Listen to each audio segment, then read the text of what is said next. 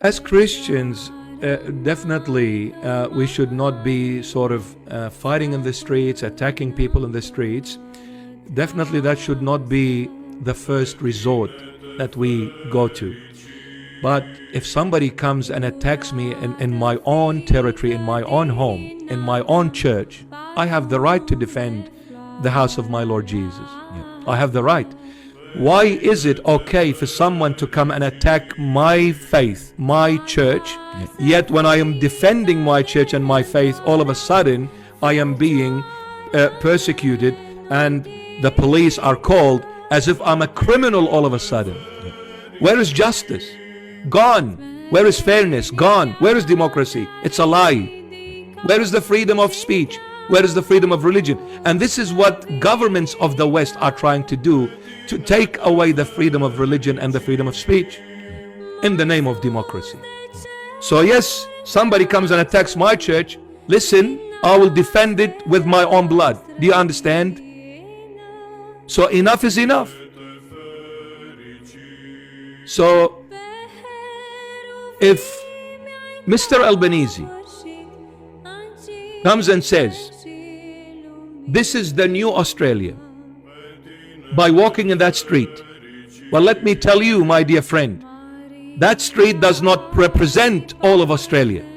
So how dare you to say such a statement so weak and so abusive and so offensive to so many millions of Aussies? Now let me tell you one thing again, Albanese.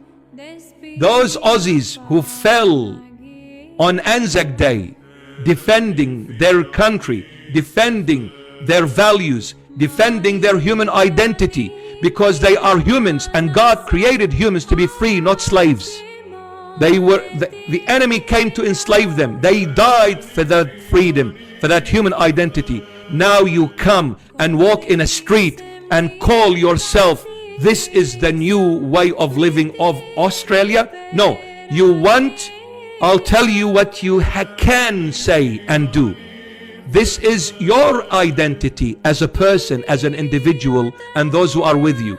This does not include all of Australia. There are some great Aussies here with morals, with values, with ethics that cannot stand what you just said.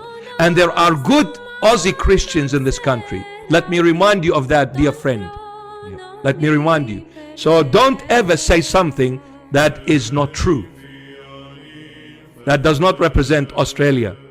And it's a shameful statement to say that street represents Australia. It's a shameful statement, even if it comes from someone who claims to be a prime minister. And a Christian. And a Christian. Well, to me, he is not a prime minister. I do not recognize him as a prime minister, because if he does not represent me in the truth, then if you represent those who you were with, then you are not my prime minister, you are their prime minister. And this is what makes me upset.